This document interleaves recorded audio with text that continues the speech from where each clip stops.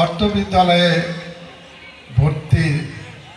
নতুন ভর্তি হয়েছ, তাদের উদ্দেশ্যে আমি কিছু কথা বলবো। তোমরা জানো এবং জেনেছ তোমাদের সিনিয়র বড় ভাই বোন আশপাশে অনেক শিক্ষার্থী আমার বিদ্যালয় থেকে লেখাপড়া করে আজকে তারা অনেক উচ্চ লেভেলে, কেউ চাকরিজীবী, কেউ শিক্ষার্থী, বিভিন্ন জায়গায় তারা অবস্থান করছে।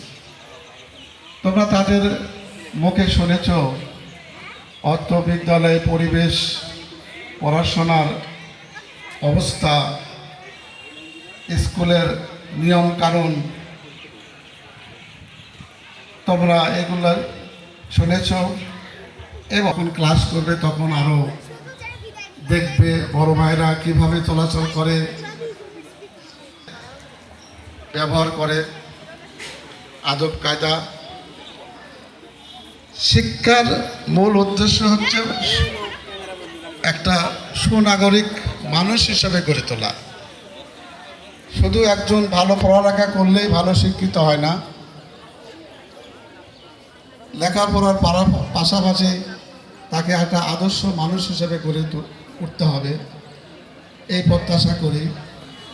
এবং যারা তাদের উদ্দেশ্য আমি কথা পরে বলবো, দু একটা কথা। তোমরা ক্ষণিকের জন্য বিদায় নিতে যাচ্ছ, আসলে এটা বিদায় না, এটা একটা স্থান পরিবর্তন।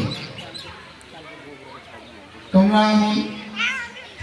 আজ থেকে 5 বছর আগে এই স্কুলে ভর্তি ছিল না।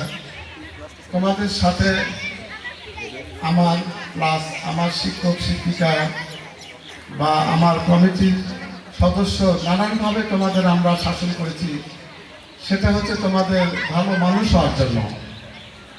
জানি না তোমাদের আমরা কতটুকু মানুষ করতে পেরেছি, সেটা প্রতিফলন করবে আগামী দিনের তোমাদের বাইরের জগতের চালচলন, কথাবার্তা, আচার আচরণ এবং পরবর্তী জীবনের তোমরা কোথায় ভর্তির সুযোগ পাবে তার উপর নির্ভর করে। আমি আশা করব যে আমরা, আমার শিক্ষক, আমি বা আমার ম্যানেজিং কমিটির সকল সদস্যবৃন্দ তোমাদের যতটুকু আমরা দিয়েছি, আমি আশা করব যে এটা তোমাদের জন্য অতএব হয়ে থাকলে।